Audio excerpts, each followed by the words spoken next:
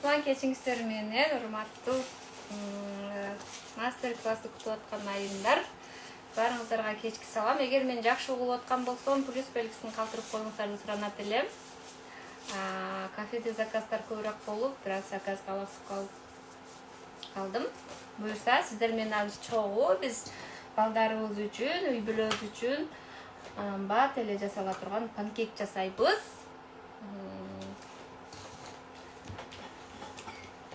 Мен атым Каныкей, өзүмдү тааныштырып кетейин. Сонун плюс азаматсыздар, аябай кубанычтамын, что сиздерге жакшы угулуп аткан үчүн. Мен деле сиздерге окшоп эле өзүм шарт жаратып, ушундай кафемдин бир комнатасына азыр анткени кухняда азыр аябай заказ жүрүп атат. Ызы-чуу угулбай калбасын деп сиздерге бир комнатага, тынч комнатага кирип өзүмө шарт түзүп, антип жасап баштаймын. Анда эмесе биз панкейк жасайбыз. Күтпөй эле баштай берейин. Кандай дейсиздер, Баштай берейин, Анткени биз уже достаточно кеч калдык окшойт, өзүбүз деле. Панкейк үчүн биз жумуртканы алабыз. 30-35 штук панкейкке мен 3 штук жумуртка кошом. Обычно эле жумуртканы аласыздар.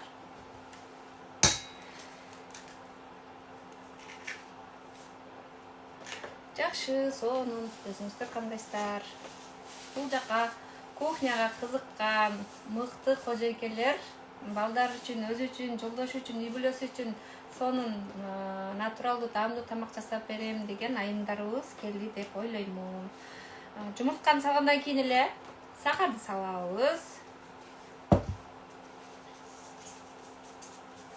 Мен бүт көз өлчөм менен эле жасап атам, сиздер карап аткандай эле. Сахарды салгандан кийин биз жумуртка экөөнүн аралаштырып алабыз. Анткени сахар бир аз эриш керек. Жумуртка менен сахар экөө биригип, эрүү процесси жакшы жүрөт.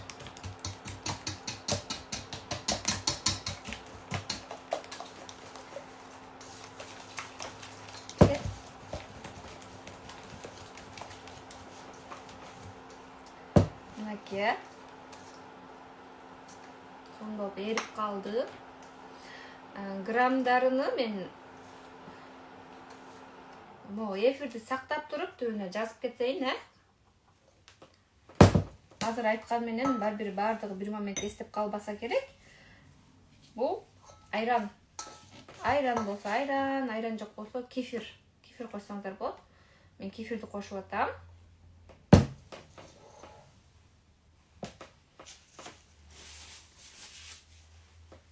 Сумай сакталат. Мен өзүнчө да кыскартып, рилс кылып сиздерге сактап беремин. Ошол жактан менин Instagram баракчамдан алып жасасаңыздар болот. Сумайды коштум мен. И суу, бир аз суу кошобуз. Обычный эле крандан алынган суу.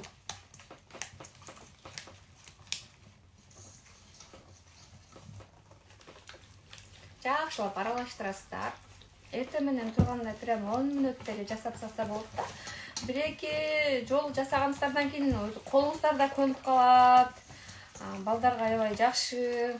Балдарыбыз сүйүнүп жеген тамак бул, панкейк. Ошондой эле мен алдын ала даярдап алдым. Бул болсо сода, кадимки эле, бул уксус. Экөөнүн кошобуз. Погасить ушинтип, көрүнүп атабы сиздерге? Монтип быжылдап, содабыз, уксус да быжылдап эриш керек. Ушинтип эригенден кийин биз жасап аткан смеске кошобуз. Ошондо бул процессти эмнеге жасадык биз? Көп жерлерде блинчик жасаганда сода кошулган деги эле эмне жасалса, соданын жыты чыгып калат, Соданын жыты чыкпаш үчүн, анан панкейктерибиз жакшы болуп, помпок болуп, көтөрүлүп бышыш үчүн биз ушул процессти жасайбыз. Эми бул жака биз унду салабыз. Унубузду азаздан салып, баарын бир салып алсаңыздар дагы аралаштырганда кыйналасыздар, комочка болуп кыйынчылык жаралат. Ошон үчүн азаздан салып аралаштыра беребиз. Эфирди сөзсүз сактаймын. Плюс эфирдин түбүнө дагы рецепти граммовкасы менен жазып кетем. Эфир 3 күн эле сактап берем, 3 күндөн кийин өчүрөм. Бирок рецепти граммовкасы менен сиздерге азыр эфирден кийин сөзсүз менин ушул инстаграм баракчама рилс кылып чыгарып салып коем. Ошол жактан алып көрө берсеңиздер болот.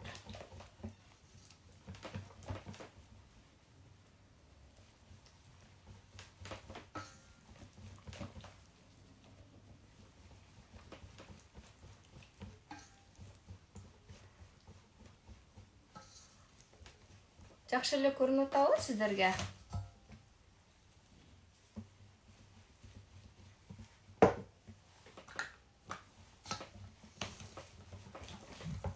Мынакей, азаздан салганда уже унду салып бүткүчөктү эле бир колубуз менен салабыз, бир колубуз менен иштейбиз.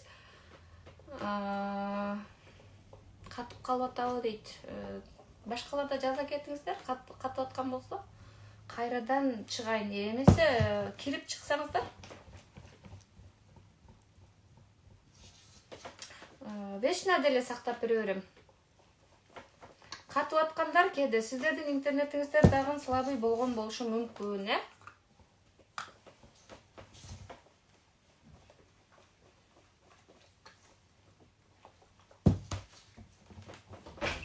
Мендер койсун ба?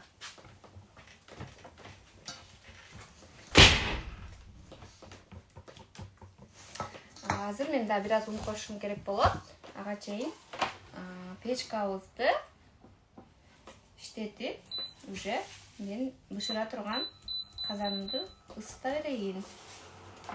Бул пока кызып тура берсин. Хорошо, вечно болсо, ошол инстаграм баракчада сактап коем, калат көрө бересиздер. Ошондой эле бул жакта менеджер кыздарга да жиберип, ютубка да сактап коюшат.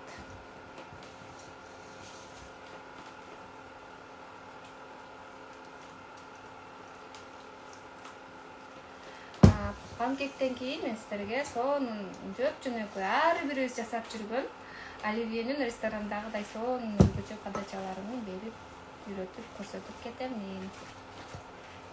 Эфирден алыстабай, менен чогуу болуп туруңуздар.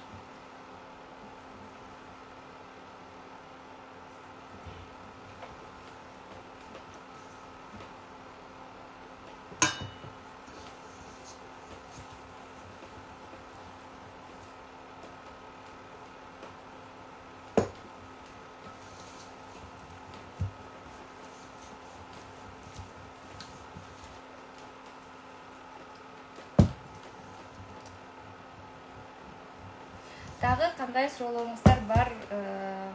Азыр панкек бышырганча, панкекти оформление кылганча сиздер менен байлашабыз. Эгер мен окуп үлгүрүп калсам, жооп бере берем. Окубай калсам калп болбойсуздар дегенде, анткени мен все время сиздерди карабай, панкекти көрсөтүп атканым үчүн бир аз алыс калышым мүмкүн. Рахмат, баарыбыздын колубузга береке. Ар бир айым, ар бир кыз бала, ар бир үй кожойкеси. Чындыгында азыркы заманда өзүбүздүн балдарыбыз эле телефондон разный ата-энелердин балдарына кылган подходдорун көрүп алып, бизден требовать этип атат. Ошондуктан сиздер ушундай бир өзгөчө нерсени жасап, балдарыбызды суктандырабыз, таң калтырабыз деп мага келдиңиздер, үйрөнөм дедиңиздер деп ойлоймун. Бүгүн жөнөкөй эле печкамды алдым. Газ плита кухняда. Ава туз кошулат. Аромат үчүн мен ванилинди ундук калтырман. Ванилинди коштум. Сиздер да кошсоңуздар болот, кошпосоңуздар да болот. Туз прям чым-чым эле кошосуздар. Анткени бул жакта сахар бар. Балдар деген, биздин балдар деген орточо сладкий панкектерди жакшы көрөт. Тузду кошпосок деле болот. Анан жок десеңиздер, кошсоңуздар деле болот. Мен бирок туз кошпой жасайм, анткени бул бышкандан кийин менин балдарым жейт. Туз кошпой эле коюңуздар. Лучше.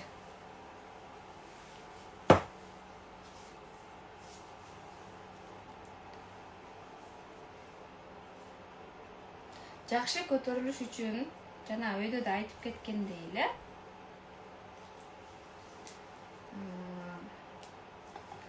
сода менен уксусту содага уксус куюп погасить этишибиз керек. Эфир аябай сода аябай быжылдап, бүкүл реакция жүрүп, эрип кетет. Анан ошону жасап аткан тестобузга куюшубуз керек. Эң эле жөнөкөй. Макул, салат да сакталат, панкек да сакталат. Мен азыр скоротканы текшериш үчүн кызыдыбы, кандай кысылды, кичине тамчылатып көрүп билип алайын. Бул мен үчүн проба болот. Ушундай.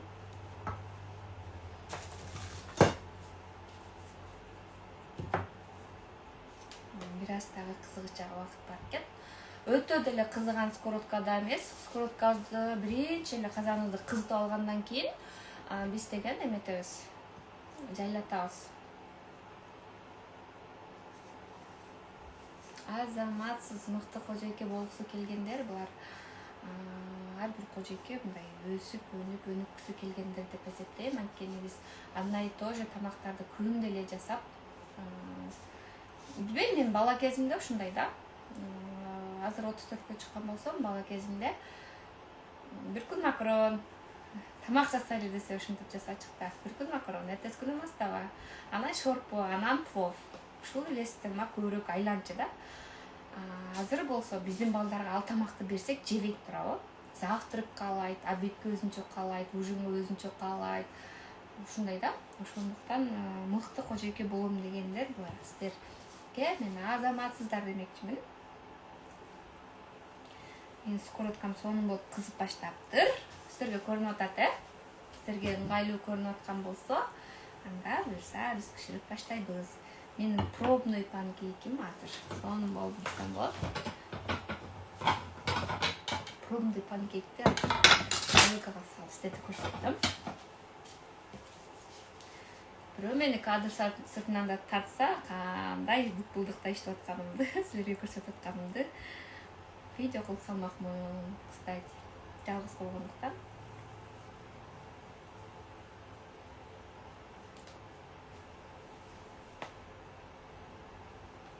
Көрпөй калат экенсиңер дейм э.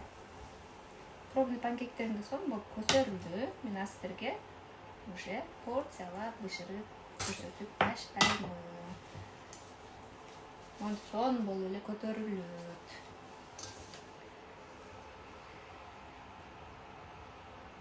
Кандай көлөмдө жасасаңыздар, ошого карап, жайланына карап жасай бересиздер. Бизде эч ким урушпайт, өзүбүз үчүн жасаганда.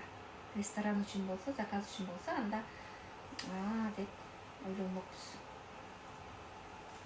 Анан балдарга өзгөчө кулактарды, ушкаларды кылып, эгер мындай формочкалар болсо силиконовый, жүрөк кылып, жаншерибизди кубантсак болот дегендей.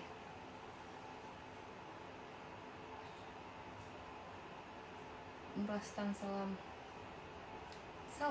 чоң рахмат, сизге да салам.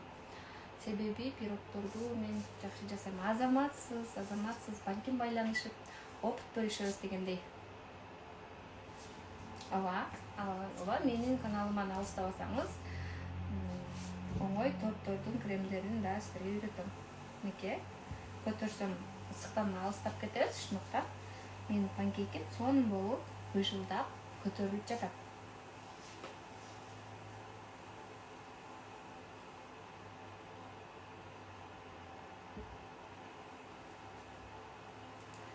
Бир аз четке катылган экен жылдырык, мен моменттен пайдаланып, экинчисин куюп баштадым. Убакыт да биз үчүн өтө маанилүү, э? Ошондой эле бул четине дагы бирөөсү батат экен деп үчүнчүсүн куяйын. Пока круглыйды бышыралык, экинчи партияда кулактары менен бышыралык, э? Кандай дейсиздер? Менин балам 6-класс, 12 жашта. Кулактары менен бышырып бергенди сүйөт. Ар бышырганда бир фантазия менен бышырганды сүйөт да.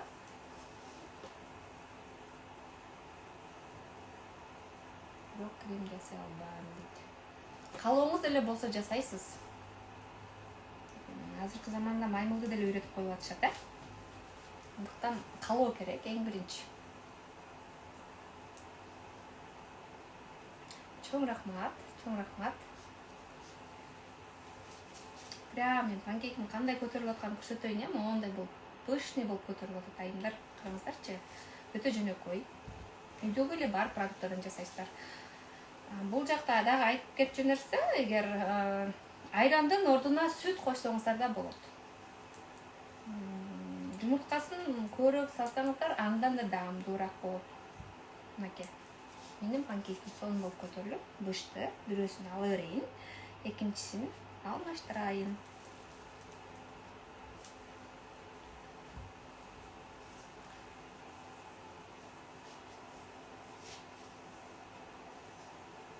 Рахмат.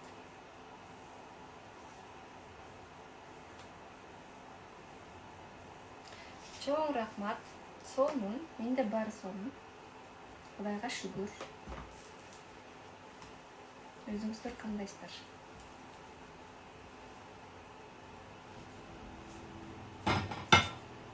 Бир подачаны көрсөтүш үчүн мен кичине круглый шариктерди бышырып алайын. Анан ушкалары менен да бышырабыз сиздер менен чогуу.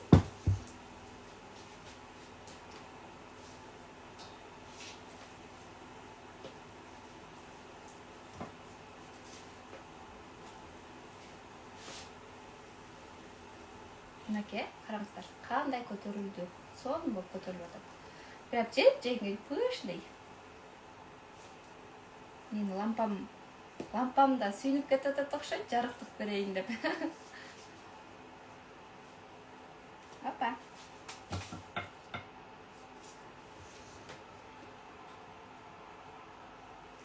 Скоросткамда бир аз май түгөп калды. Biraz maylап жиберебиз.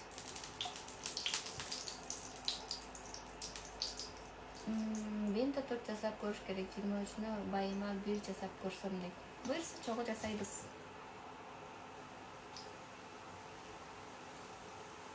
Байым кантыс келген айым азаматсыз.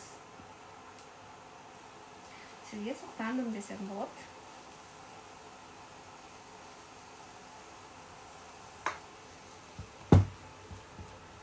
Чоң рахмат, сиздерге да ийгилик.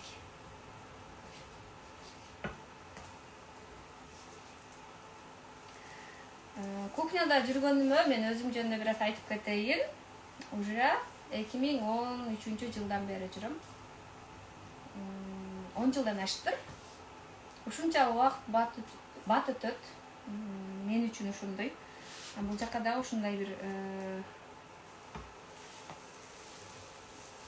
кухнядан бир шедевр жаратам деген айымдарыбыз отурат деп ишенем. Анан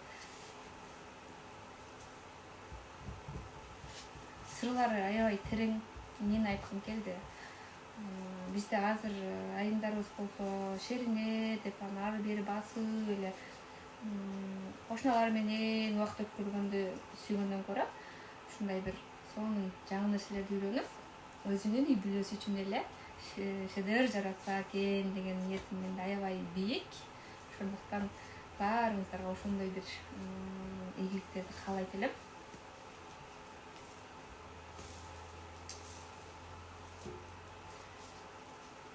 Муздап аткан менин панкектерди көрсөтүп кетейин. Мына эки жагы тең сонун болуп пышты.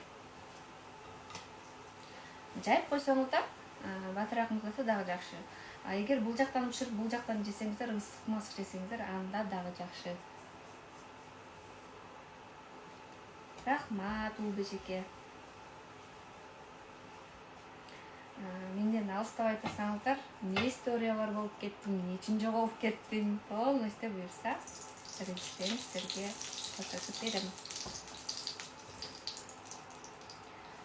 Дагы бир 3 штукты бышырып алып туруп, анан кулактары менен бышыралык. Анткени мен силерге тарелкага салганда да жөн эле отуруп жей бербестен эмнелерди кошуп жесек болот, кантип өзүбүздүн да кооздоп жесек болот, ошондой варианттарын да көрсөтүп бергим келип атат. Каршы эмессиздерби? Ооба, ушул эле тестого какао салып, мен азыр жаныма алып аптырмын. Какао менен шоколадный кылып жасасаңыздар да болот. Или азыр какаону алдырып туруп кошуп чогуу жасайлыбы, кандай дейсиздер? Ал жагы бүт фантазияга жараша. Какаого салып, шоколадный кылсаңыздар болот. Или шоколадты эритип дагы, шоколадный кошуп ийрип, шоколадный кылсаңыздар болот. Ооба, вот. Шоколад. Балдар үчүн шоколад эң жакшысы. Каалагандай разный шоколад кылсаңыздар болот. Чоңный шоколад кылсаңыздар болот. Монтип бышырып туруп эле, анан жөн тарелкага дагы жей турган кылып, сонун кылып, разный кылып берсеңиздер болот. Эгер 5 балаңыз болсо, 5 түрдүү начинка жакшы көрөт, 3 балаңыз болсо, 3 түрдүү. А менде жагы 1 балам бар, ошол деле айттым го. Ар бир бышырганда ар башка начинка менен жегенди жакшы көрөт. Начинканын ичине салуу не обязательно, бүткөндөн кийин деле салсаңыздар болот. Туура айтасыздар, мен болсо камынып дайындатып албаппын. Буюрса эфирден сырткары дагы жасап, сиздерге сөзсүз риске салып берем деп сөз беремин.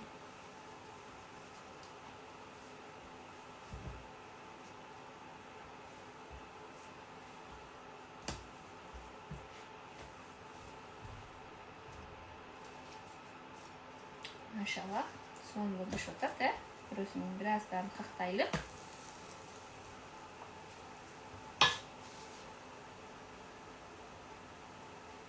Ооба, банан кошсо дагы сонун болот. Азаматсыз. Эфир катыбай эле, үнүм жакшы эле угулуп атабы сиздерге? Бул жакта катып атат дегендерде айымдарыбыз болуп атат.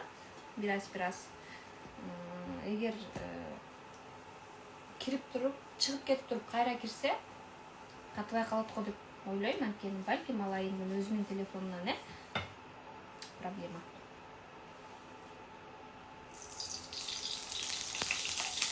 Эми ушкасы менен жасайлык.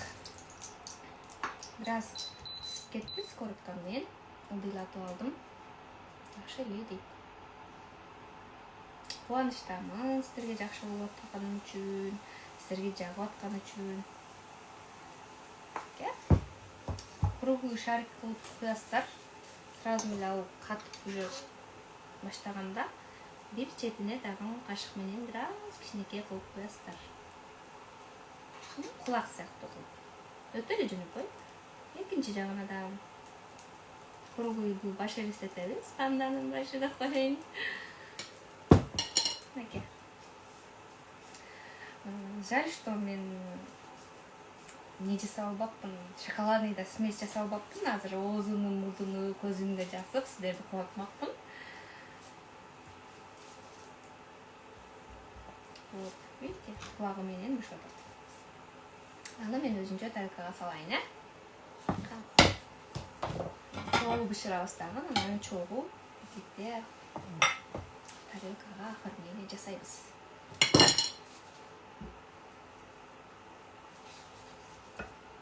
Опа. Сразу смести сковородкага куйгандан кийин эле прям быш этип жайылып атканы токтогондо эле кулакты куясыздар. Анткени чогуу бышыш керек да, кулактары дагы антесе. Кулактары бышпай, башыбыз бат бышат дагы кулактары бышпай калат дегендей.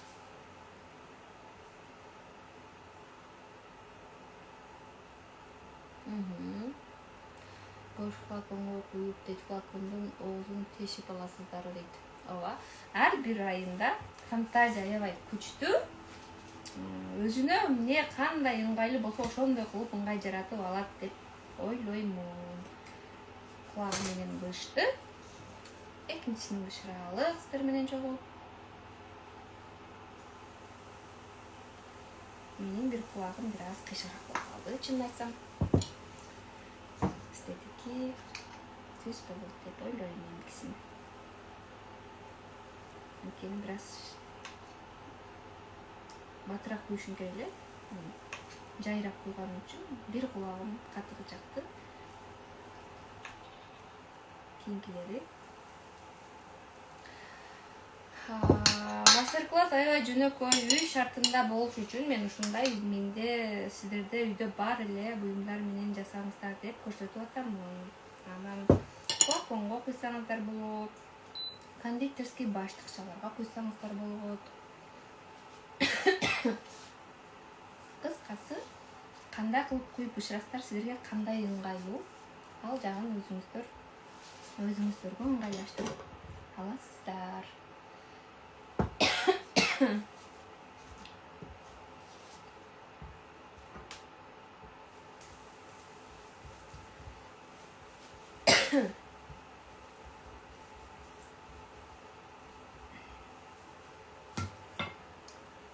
Жолук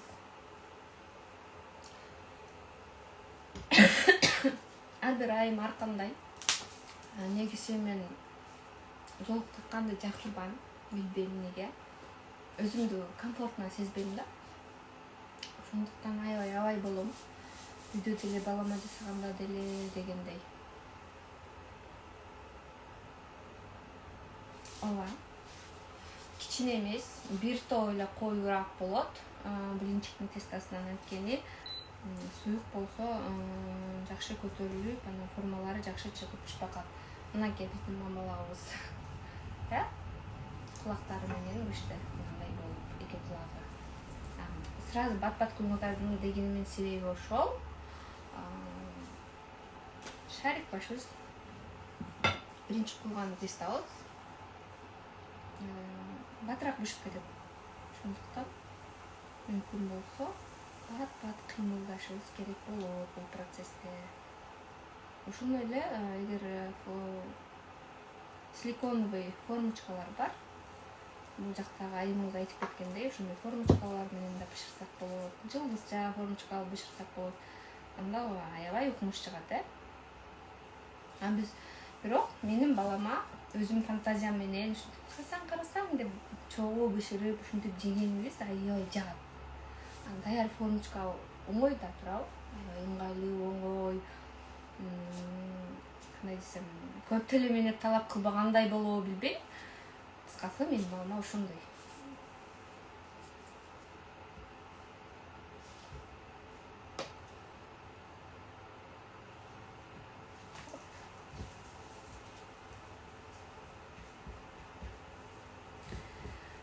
Тесттен баарын бышырып чактык, айымдарыбыз да жерилип кетсе керек, анда болсо ушуну менен токтотойлу дагы, оформить этели дагы. Салатты мен обычный эле оливье салатын ресторандагыдай подачалар менен берейин, Анткени биз жөн эле тарелкага монтип эле салып коебуз да. Мен көп жака конокко барам, өзүмдүн деле туугандарым тосот. Ушунча менет менен салатты жасайбыз, бирок анан аягына келгенде кооздоп жебейбиз да. Мен болсо өзүм үчүн да кооздоп жегенди сүйөм, чындыгында. Ошого баягы сиздерге дагы ушул нерсе менен бөлүшүп кетейин дедим.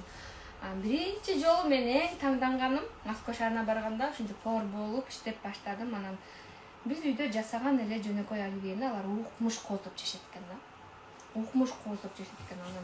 Анан деп таң калганмын. Ошол себептен дагы сиздер да таң каласыздарбы? Мындай таң калгандан дагы бар бир мындай бир сезим болот, вау деген сезим болот деп жасап берүүнү туура көрдүм. Жасаган панкектерди тарелкага эле каалагандай. Балдарыбыз соустарды отдельно жегиси келсе, отдельно эле соуснукке берип эле матырып жегиле деп койсок болот, Менде азыр бул жерде эмне бар экен? Мен мындай малинадан жасалган варенье. Мисалы, шорбага жасаганды алганда монтип эле матырып жесе болот. Тоже сон кимге кандай начинка жагат, Кооздош үчүн 4-5 монтип бириктиресиздер дагы. Бириктирип, этаж кылып коюп туруп. Мисалы, шоколад. Мен азыр шоколадтын печканын жанына коюп койгом. жылууда катып калбасын деп. Бирок уже катып калыптыр.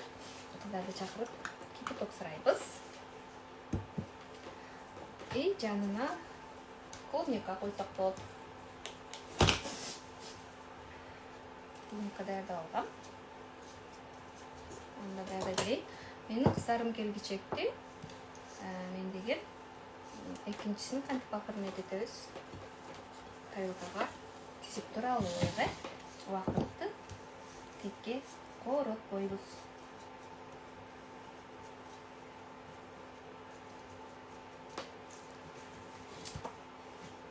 Ушуга эле уже сметана даяр экен. Сметананы алабыз.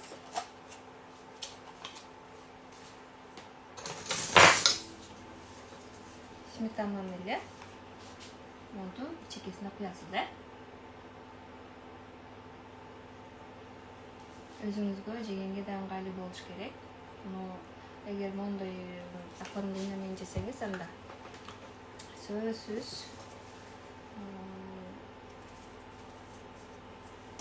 вилка, бычак, кашык менен жейт деп ишенем. Жөнөкөй эле үйдө клубника болсо, аны зерикпей эле ушинтип экиге бөлүп, монтип, коздоп, өзү үчүн салып жесек болот. Бул жерде жөнөкөй эле сметана. Анын ордуна жемдер бар, вареньелер бар, ошолорду салсаңыздар болот. И сахарный пудраңыздар болсо, себелеп койсоңуздар болот. Мен азыр жаныма албаптырмын. Варианттарын силерге айтып кетейин. Мен кыздарым келбей атат, что не кылалык? Салатты баштай берелиби? Кулактары менен панкектерибиз. Жаңы мындай чыныга кипяток берип коесузбу, пожалуйста.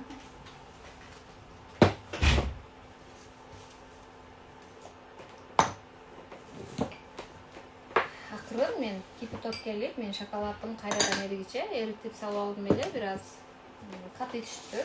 Кайра эле чекти. Мен салатты растай берейин, убакыттан пайдаланып. Оливье салаты кадимкидей эле, бирок мен байкашымча биз үйдө жасаганда постоянно эле крупный кесебиз. Мондай көрсөтүп кетейин силерге эфирден. Монда кылып майда кылып кесесиздер. Мисалы, на 3 раза, на 4 раза майдараак кылып кессеңиздер, каалагандай формада оформление жасасаңыздар болот. Так. Белокту өзүнчө, жылтокту өзүнчө кылгам мен. Жылтокту монтип ситадан чыгарып алгам. Бир аз кошом. Дамы ичине да чыгыш керек.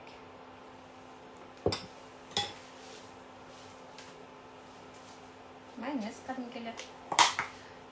Туз сеппейсизби, специя сеппейсизби дегендер мен уже даярдап алдым. Мен силерге только оформлениясын эле көрсөтөм деп айтканым үчүн заранее даярдап алдым.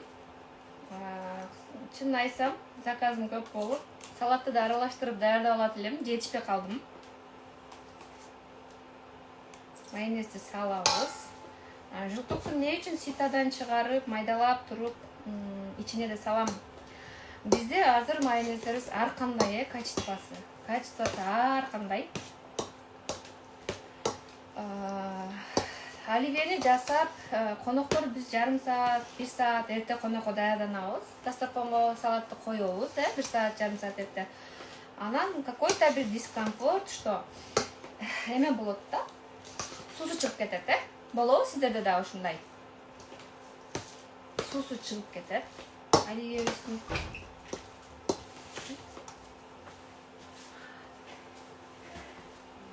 шоколадты эритип алган болуп, кипятокко салып койдум. Эригиче биз кайра эле оливьебизди жасай берелик.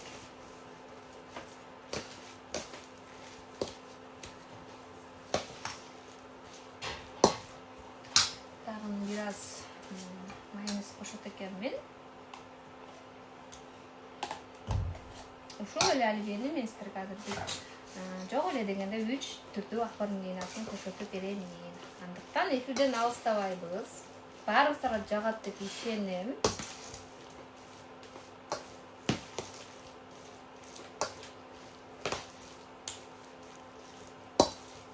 Мынча илгерибиз.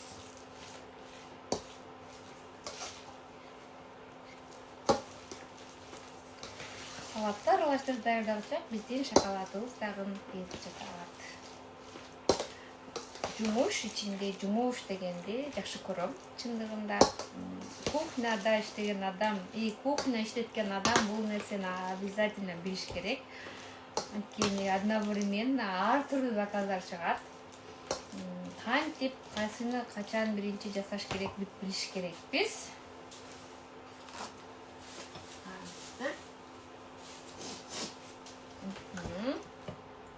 Шоколад ээлек. Анда биз салатты оформить этип баштайбыз.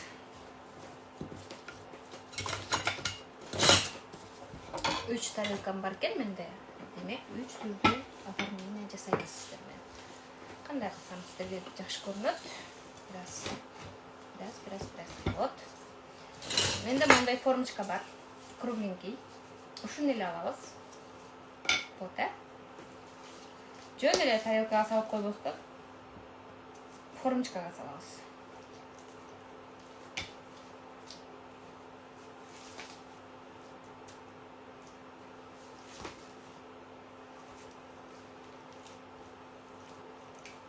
Бул формочканы кайдан алам деңиздер? Менде азыр кафем болгон үчүн менде бар-бары. Сиздер болсо үйдө болсо круглый бошогон майонездерди деле кыркып алсаңыздар болот. Бутылканы деле кыркып алсаңыздар болот. Эгер аял заты кааласа, каалоосу аял заты күчтүү болсо, кайсы сферада болбосун, бардык жерде мүмкүнчүлүк жаратабыз, Андыктан аял заты аяр болобуз деп коет го. Ошондуктан бошогон майонездин тиштерин кыркып жасап койсоңдар болот. Несколько жасап алсаңыздар да болот. Анан коноктор келгиче монтип формочкага саласыздар дагы, үстүнө коюптар эле коюп турсаңыздар болот. Заранее эле холодильникке салып турсаңыздар болот. Место да элебейт да. 5 тарелка жасагыңыз келсе, мисалы 15 эмес 20-25 кишиге 5 тарелка жасагыңыз келсе, ошону этаж кылып туруп холодильникке салып турасыз. Деген бар. Мынакей формочканы алдык. Анан бул жерде азыр ойлоп атсаңыздар керек, формочкага эле салып койсо кооз болот экен, болду деп. Жок, мен сизге дагы кооздоон жолун көрсөтөм. Азыр бардык жерде ыңгайлуу, доступный болуп калды товардын түрлөрү. Менде бул жакта жумуртка бар эле. Мынакей, жумуртка сукка бышкан кадимки эле. Коозу үчүн. Ооба, болот. Аны да көрсөтөбүз азыр. Ондой штучка сатат. Болбосо колдон деле бирдей кылып кессеңиздер болот. Жумуртканы колдон кесиш аябай ыңгайсыз, ошондуктан ушундай алып алсаңыздар болот. Бул 50 сом эле турат. Мынакей, мынтип эле басып мен чыгарып алдым. Кесип. Жумуртка кесип калды азыр укмуш болуп. Муну жумуртканы бирден бөлүктөрүнө алабыз дагы. Салатыбыздын бетини монтип кооздойбуз.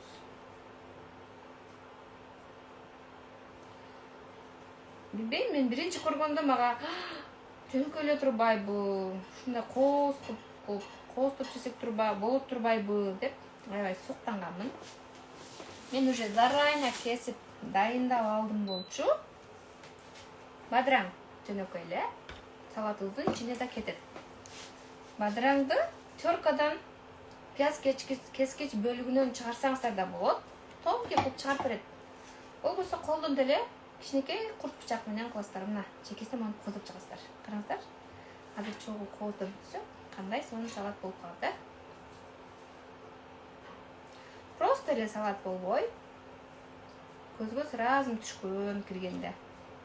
Ушундай кооз салат болот. Туура айтасыз, укроп менен да. Бул болгону менин гана билген варианттарым. Сиздерде да кандай варианттар бар? Алдыда көптөгөн мастер-класстарда чогуу үйрөнсөк болот. Анткени мен ар дайым жаңы нерсе үйрөнгүм келет. Ошол үйрөнгөн нерсемдин артынан өнүккүм келет, өскүм келет. Ушундай.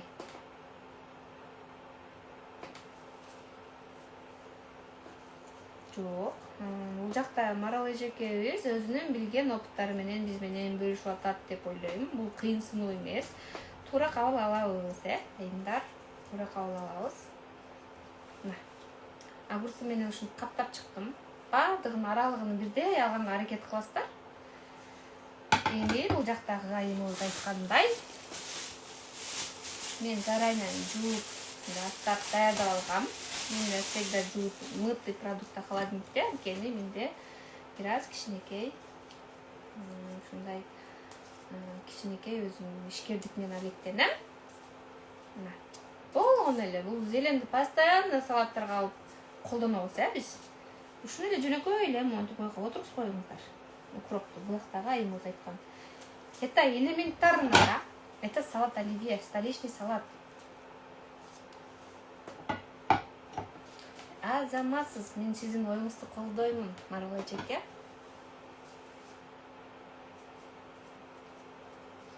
Мына. Вот болгон эле элементарный. Жумуртканы караңыздар, кандай сонун жатат. Монтип ачылып кете берет. Кайра эле монтип коесуздар.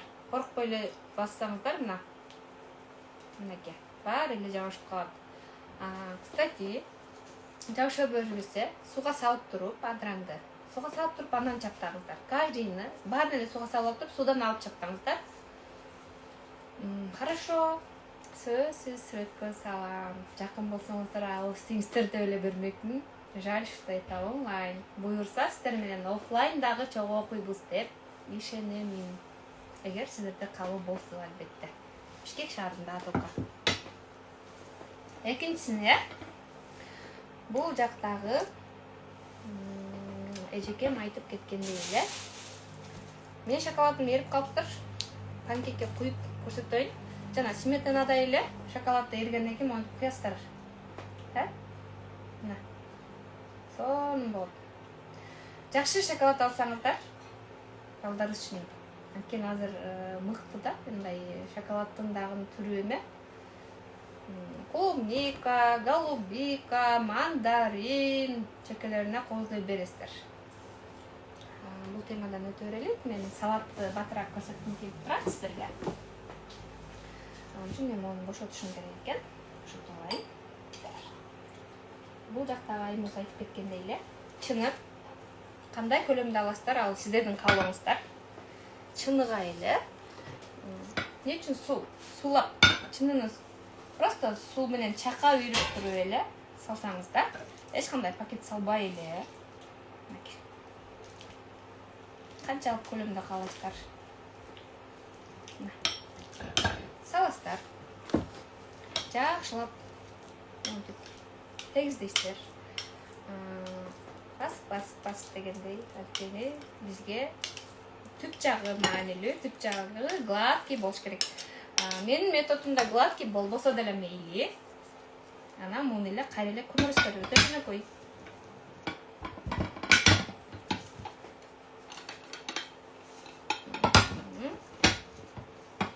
Мен салатым түшпөй койду. Сууладым деп сиздерге мактасам да түшпөй койду. Түшүргөнгө аракет кылабыз. Пакеттешим керек экен эле.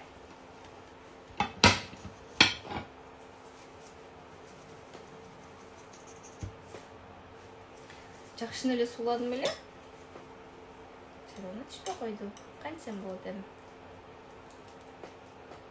Кайрадан төгөйүн дагы пакет кийгизип көрсөтөйүн, зерикпейбиз.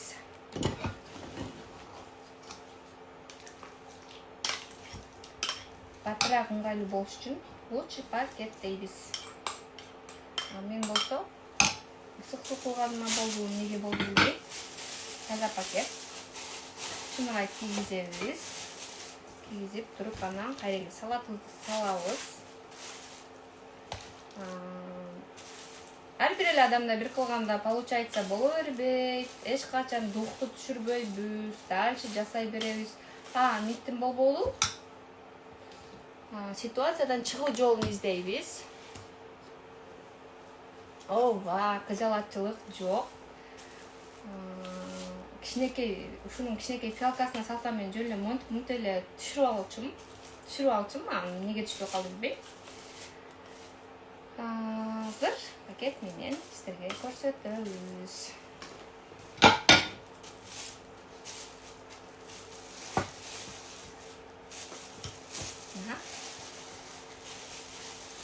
Алдык, сонун болду.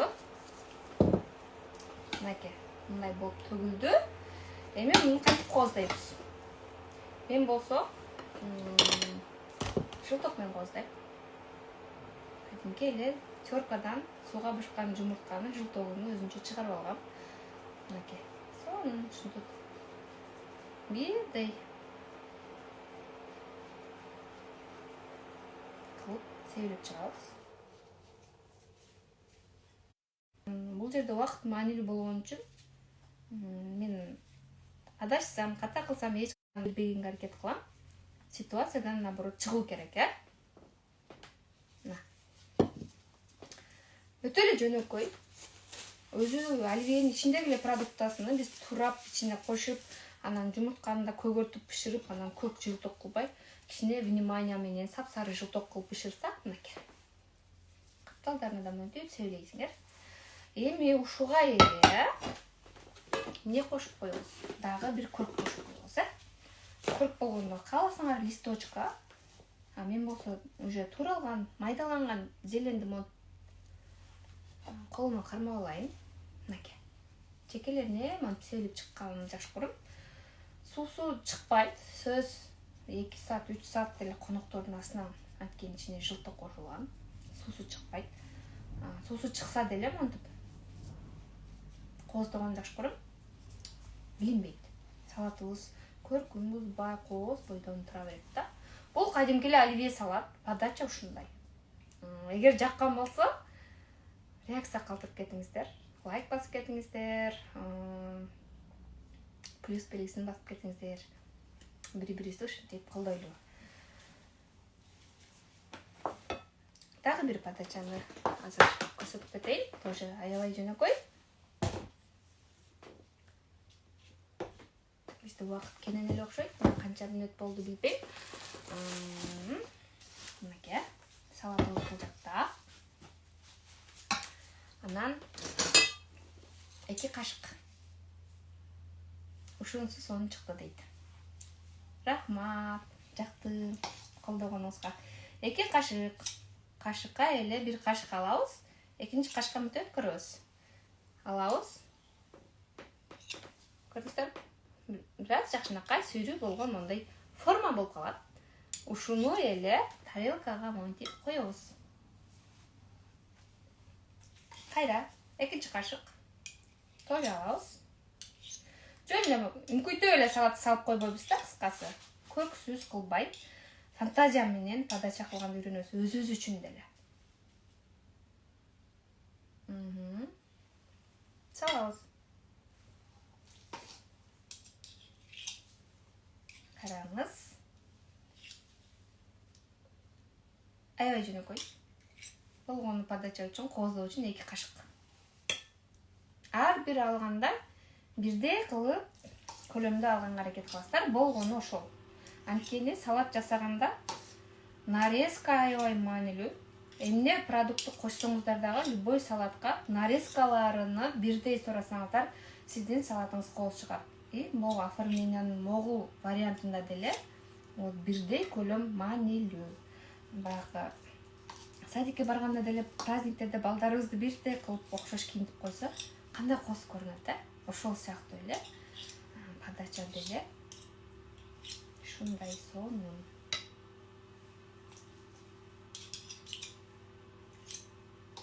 Мынакей. Мен уже 5-ünü, 6-ünü жасадым. Менин тарелкама 6 батты. Азыр сиздерге жакыныраак көрсөттүм. Мынакей. Бирдей кылып. Сүйрүү тарелкага койсоңуздар болот. Жанагындай эле огурцлар жардамга келет. Ар бирине бирден коюп чыгабыз. Монтип. Сезондо редиска койсоңуздар болот. Жанагындай эле жумуртка койсоңуздар болот. мен азыр баарын көрсөтө берсем сиздер менен долго отурушум керек болот. Кийинки заказдар мени күтүп атат дегендей. Мына огурцы жөнөкөй эле огурцы койдук. Я думаю, элементарно красиво, Азыр дагы бул жакка эмне коелу? Чогуу эле. Бизде зелендер бар. Менде азыр петрушка, укроп бар экен. Биринин жанына монтип жалбырак коелу.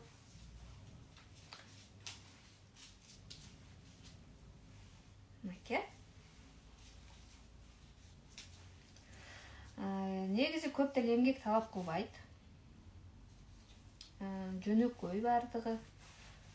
Мен болсо чередовать этип койгонду туура көрүп атам. Или чогуу коеюнбу? Укроп менен дагы. Посмотрим сейчас.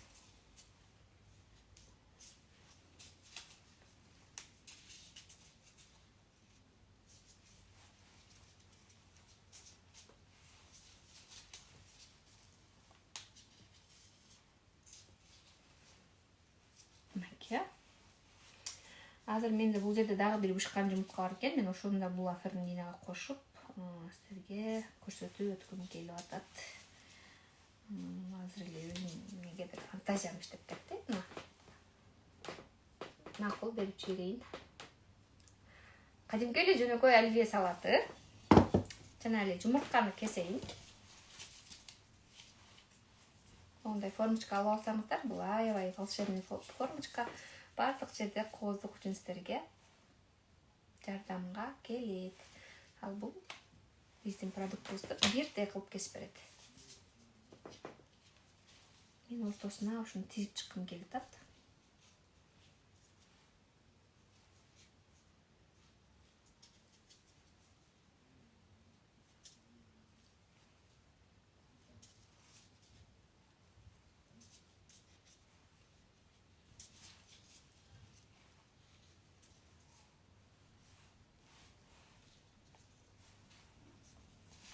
Мынакей.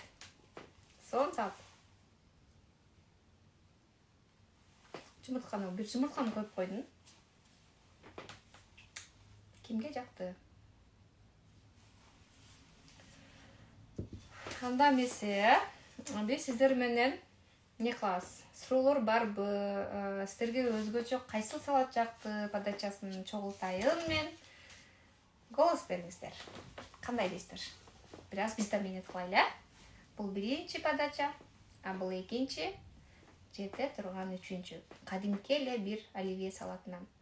Ушундай креативдүү подача кызыгасыздарбы?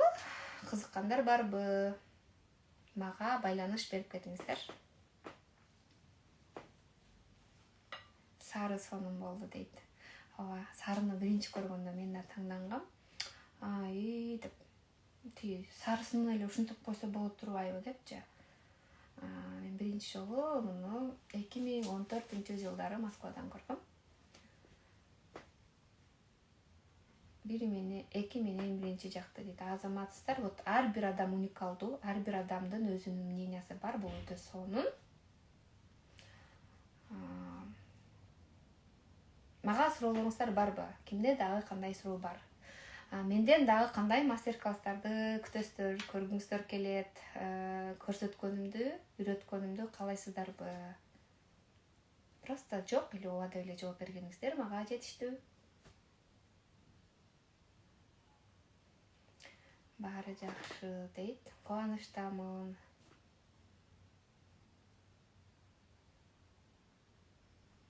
Ооба, сөзсүз сакталат. Сактап берем. Мен колуман келишинче сактап берүүгө аракет кылам. Торттун рецептин макул үйрөтөмүн. Торттор боюнча, ушундай креативдүү тамактар боюнча, салаттар боюнча бир эле тамактын, бир эле салаттын бир канча подачалары менен үйрөнгүңүздөр келсе, бүгүнкү ушул эфирге кирген айымдар үчүн гана мен акция жарыялап берем.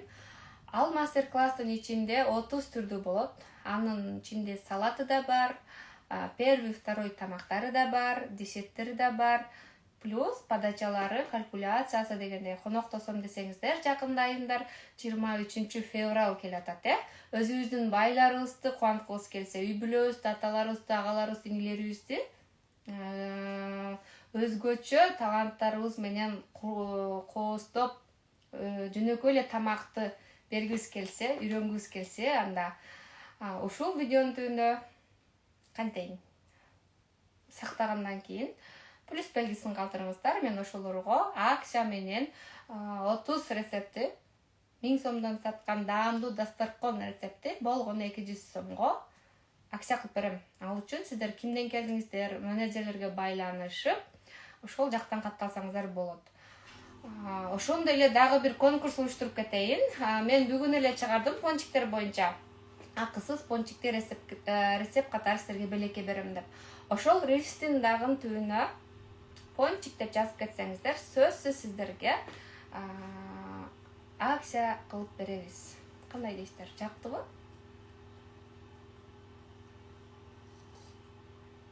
Азаматсыз коноктор үчүн деп биз аябай аракет кылабыз. Өзүбүз үчүн деген, өзүбүз үчүн да үйрөнөт элем, өзүмдүн үй бүлөм үчүн да жасап берет элем деген айымдарыбыз арабызда чындап көп болсун демекмин. Анткени адам ар дайым өзүн сыйласа, өзүн кандай сүйсө, айланасы да өзгөлөр да ошондой сүйөт экен деген нерсеге мен аябай басым жасайм. Сиздердин оюңуздар кандай?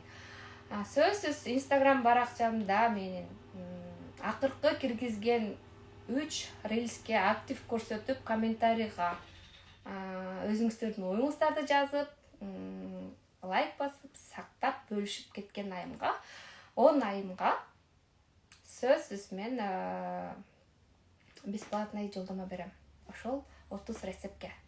Андыктан айымдар чамдаңыздар, бул ар дайым бериле берүүчү мүмкүнчүлүк эмес. Болгону бүгүн сиздер менин акыркы киргизген 3 рилсиме актив көрсөтүп, бөлүшүп кетесиздер. Сиздерге менеджерлер байланышып, закрытый каналдарга киргизип 30 рецепти берет. Аябай эле добрая болуп кеттим окшойт. Азыр менин менеджерлерим мени дагы ушуп баштайт. Сиздер менен